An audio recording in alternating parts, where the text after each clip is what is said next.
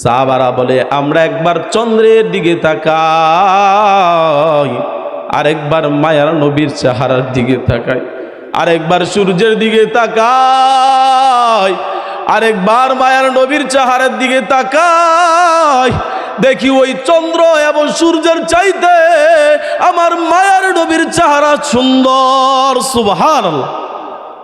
আল্লাহ তাআলা আপনাকে আমাকে এমন একজন নবী দান করছে, সাহাবায়ে কেরাম রাদিয়াল্লাহু তাআলা আনহুরা পয়গম্বরকে কেমন মোহাব্বত করছে, কেমন ভালোবাসে, কিতাবের মধ্যে লেখা হয় পয়গম্বর একবার সিঙ্গা লাগাইছে, লাগানোর পর সাহাবায়ে কেরাম রাদিয়াল্লাহু তাআলা আনহুদের মধ্যে আব্দুল্লাহ ইবনে জুবাইর রাদিয়াল্লাহু তাআলা আনহুকে বলে, এরে জুবাইর, আমি সিঙ্গা লাগানোর কারণে কিছু রক্ত বের হয়েছে, এই রক্তগুলা জমিনের মধ্যে দাফন করে আসো। আব্দুল্লাহ ইবনে জুবাইর রাদিয়াল্লাহু তাআলা আনহু পয়গম্বরের রক্তগুলা নিয়ে গেলেন, নিয়ে যাওয়ার পর চিন্তা করলেন পয়গম্বরের রক্ত জমিনের মধ্যে দাফন করবে, এটা তো আমি কখনো বরদাস্ত করতে পারি না। এই চিন্তা ফিকির করে আব্দুল্লাহ ইবনে জুবাইর রাদিয়াল্লাহু তাআলা আনহু পয়গম্বরের রক্তকে পেটের মধ্যে দাফন করে ফেললেন, পান করে ফেললেন। ফেলার পর পয়গম্বরের কাছে কিছুক্ষণ পরে হাজির হয়ে গেছে। পয়গম্বর ডাক দিয়া বলো, আব্দুল্লাহ ইবনে জুবাইর, আমার রক্ত কি করছো?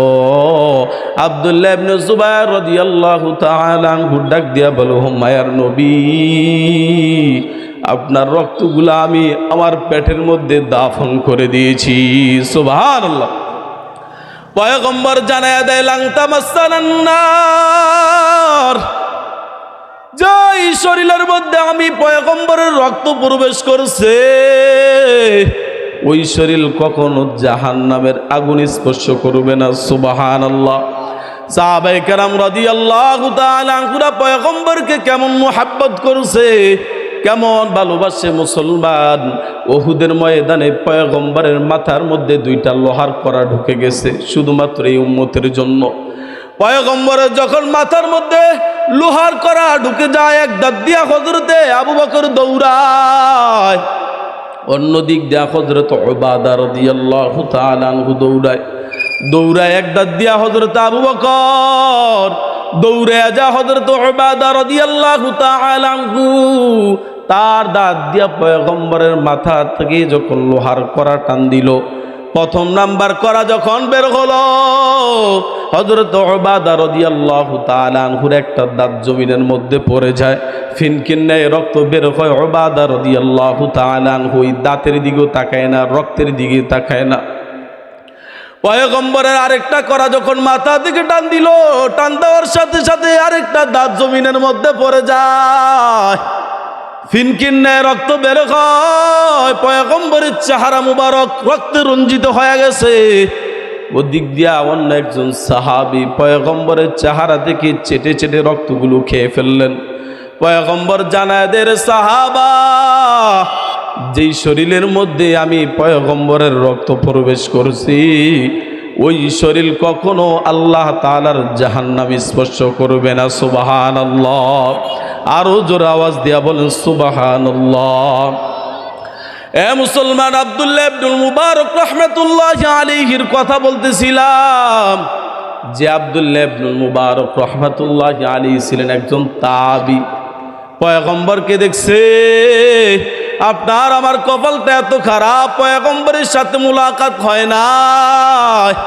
আরে পয়গম্বরের সাহাবীদের সাথে মুলাকাত হয় নাই, তাবিদের সাথে মুলাকাত হয় নাই, তাবিদের সাথে মুলাকাত হয় নাই। এমনকি ইমামে আজম, ইমামে আবু হানিফা, ইমাম শাফি, ইমাম মালিক, ইমামে আহমদ ইবনে হাম্বল, বর্তমান জমানায় যারা দুনিয়াতে আগমন করছে, আল্লামা শামসুল হক ফরিদপুরি রহমাতুল্লাহি আলাইহি, চরমনার ইসাক রহমাতুল্লাহি আলাইহি, উজানির কারি ইব্রাহিম রহমাতুল্লাহি আলাইহি, আল্লামা আবু শফি সাহেব হুজুরের সাথে পর্যন্ত আপনার আমার মোলাকাত হয় নাই। কথা বলেন ঠিক না বেঠি? এই জন্য মুসলমান বর্তমানে যে হক্কানি আলেম আছে তাদের সাথে মোহাব্বত লাগাও, তাদের সাথে মুলাকাত করো, তাদের সাথে সাক্ষাৎ করো। না জানি কাল কিয়ামতের ময়দান যখন কায়েম হয়ে যাবে, এই আলেম ওলামাদেরকে জান্নাত দিলে আল্লাহ তাআলা আপনাকে আমাকে এই আলেম ওলামা সুপারিশ করে আল্লাহ তাআলা জান্নাতে নিয়ে যাইতে পারে কি পারে না? আল্লাহ রাসূল সাল্লাল্লাহু আলাইহি ওয়াসাল্লাম হাদিসের মধ্যে জানায় একজন কোরআনের হাফেজের কত দাম। পয়গম্বর জানায় দেয় কাল কিয়ামতের ময়দানে একজন কোরআনের হাফেজ এমন 10 জন ব্যক্তিকে সুপারিশ করে রব্বে কারীম আল্লাহ তাআলা জান্নাতের মধ্যে ঢুকায় দিবে, যাদের জন্য জাহান্নাম ওয়াজিব হয়ে গেছে। এই জন্য হাদিসের মধ্যে বর্ণনা করা হয়, একটা সন্তানকে কোরআনের হাফেজ বানাও, একটা সন্তানকে আলেম বানাও। ওই মা কত ভাগ্যবতী মা, যেই মার সন্তান হয় কোরআনের হাফেজ। ওই মা কত ভাগ্যবতী মা, যেই মার সন্তান হয় আলেম। ওই মা কত ভাগ্যবতী মা, যেই মার সন্তান হয় মুফতি মুহাদ্দিস। এ মুসলমান, হাদিসের মধ্যে বর্ণনা করা হয়, একটা সন্তানকে কোরআনের হাফেজ বানাও। যদি সন্তানকে কোরআনের হাফেজ না বানাইতে পারো, তাহলে কমসে কম একটা বংশ থেকে বানাও। বংশ থেকে যদি না বানাইতে পারো, মুসলমান টাকা দিয়া লজিন রাইখা সাহায্য সহযোগিতা করে একটা কোরআনের হাফেজ বানাও, একটা আলেম বানাও, যাতে করে কাল কিয়ামতের ময়দানে আল্লাহ তাআলার আদালতে যখন দাঁড়ায় যাইবা, কমসে কম এই কথাটা তো আল্লাহকে বলতে পারবা, আল্লাহ আমার সন্তান কোরআনের হাফেজ বানাইতে পারি নাই, আলেম বানাইতে পারি নাই, কিন্তু একটা সন্তানকে সাহায্য সহযোগিতা করে পড়াশোনার জন্য টাকা দিয়ে লজিন রেখে ওই সন্তানটাকে কোরআনের হাফেজ বানাইছি। সুবহানাল্লাহ। আল্লাহ তাআলা এই উসিলায় আপনাকে আমাকে মাফ কইরা দিতে পারে কে পারে না? আরো জোরে বলেন।